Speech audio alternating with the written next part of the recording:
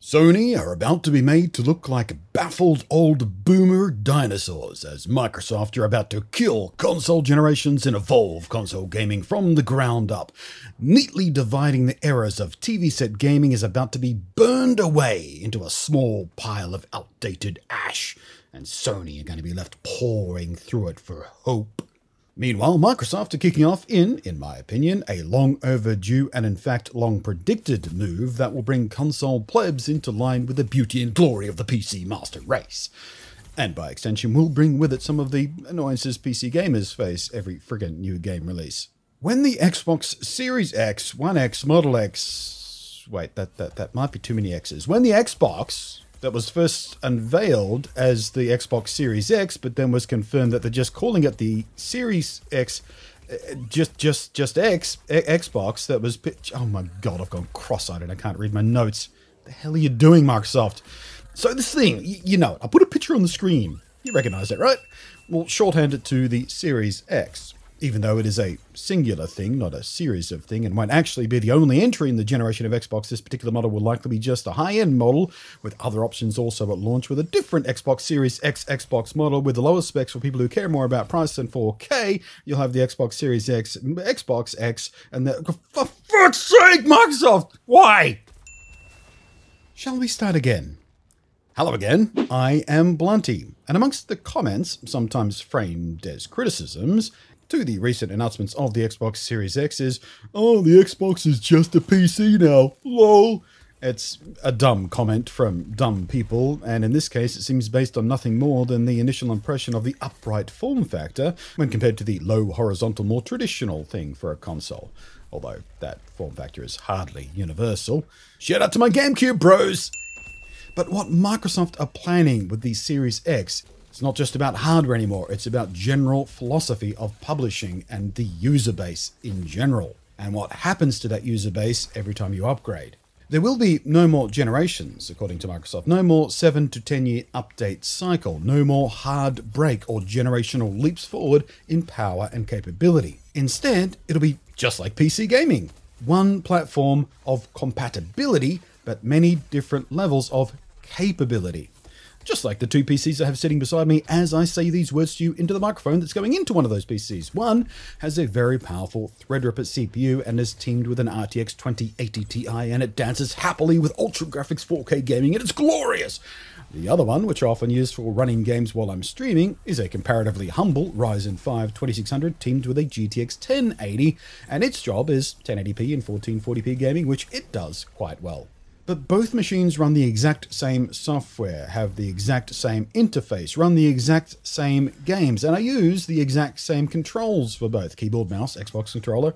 And that's what Xbox is becoming. Microsoft are already out there telling us that the games they'll be releasing over the next year or two won't be focusing on hardware exclusive titles. You might have seen the headlines, oh, the Xbox Series X has no exclusive titles, they're doomed! Because, of course, one of the biggest selling points often claimed about the current PlayStation hardware is their wonderful, wonderful exclusive games. Spider-Man, God of War, love them both. Those two games are reason alone to own PlayStation hardware, in my opinion. And in fact, it was very common in Nintendo's handhelds for Pokemon to be almost the only game ever played on them. I owned that hardware for those games. But Microsoft want all Xbox owners to be able to play the new games that are coming, regardless of if they're upgrading to the brand new shiny Series X, or if they're still a launch Xbox One user, or a One S, or a One X. Now, of course, like on PC gaming, this also means not everyone will have the same experience. Some players will have their games just running better, faster loading, better frame rates, better resolution, fancier graphics, better lighting, whatever. And this is the situation PC gamers in. Not all of us get the same experience depending on what hardware we've invested in. But the thing is, on consoles, we're already there on that too. I don't know whether you noticed, but division between the launch Xbox One, the S, the X models, it's there. Same with Sony's players. The launch PS4 versus the PS4 Pro, their owners can have vastly different experience when it comes to performance and resolution and graphics and detail, and hell, even Nintendo kind of have it. I mean, the Switch Lite, it can't dock to a TV at all. It's purely handheld, so it only needs to run games in 720p. It can only run games in 720p, effectively, because that's what its screen is. while the base Switch has 1080p capability. The difference with the Series X is, unlike having a mid-generation upgrade, there'll be no more generations at all. Going forward, there'll just be more variants of the same platform. Kind of like what we have here with the Xbox, Xbox S, Xbox X, but going forward in perpetuity. And the high-end Series X model they're launching late this year is in fact reportedly fully backwards compatible with every Xbox there ever has been. What form that takes exactly is still a little muddy. Will it be a Nintendo-style job where you have to re-buy all your old games digitally? Will it be able to directly run games from discs like any Xbox ever, just seamlessly? Or will it be more like the current Xbox's backwards compatibility with some, but not all 360 games, where you still have to have the disc, but you also have to have a download of updated code?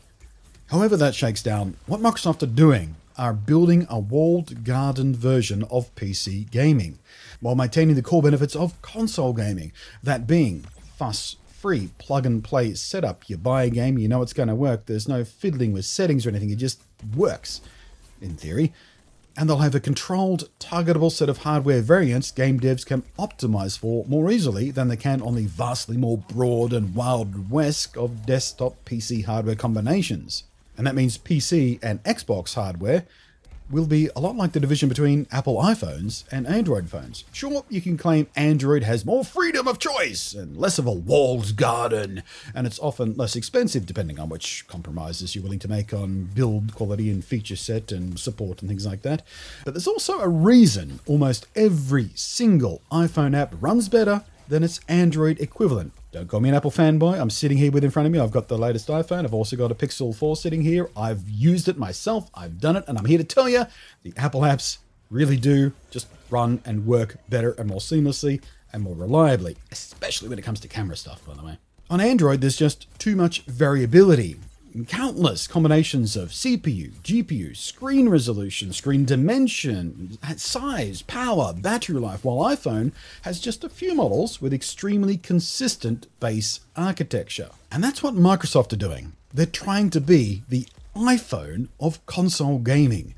One game platform, one storefront, one distribution network, one online service, all across a consistent but always upgrading hardware base, with new users getting better performance and perhaps a few extra bells and whistles, but without leaving the older users behind being unable to run whatever new apps come out. It also means they can have devices at every price point, all sharing the same user base. And with that, you get a user base that is far less likely to jump ship at any new generational gap. Sony and Xbox have been seesawing generation to generation about who's on top. The 360 was the king, and then the PS4 was, and each generation was a new jumping off or jumping on point for any particular platform. A clear and marked line in the sand, a chance for an entire user base of gamers to make a decision about where they want to be gaming in any given new generation. With Microsoft's new plan, they'll be completely avoiding that event. It will be just one long, unbroken line of gradually upgraded models, but each and every one of them will be this same system. No more generations means no more rolls of the dice that a brand new generation could risk a huge portion of the user base jumping ship. You don't give them the opportunity anymore. And not only is it good for Microsoft, it's good for us, the gamer. You won't have the pressure to upgrade this generation. Your friends who upgrade while your budget won't allow it just yet won't be leaving you behind. You'll all still be playing together, side by side, in multiplayer games or whatever. You'll still get to play the new games without the anxiety of having to buy a whole new expensive hardware system to do it on. And as we've seen, Microsoft are more and more software-based these days, buying up tons of studios and focusing on games and intercompatibility with games and multi-platforming.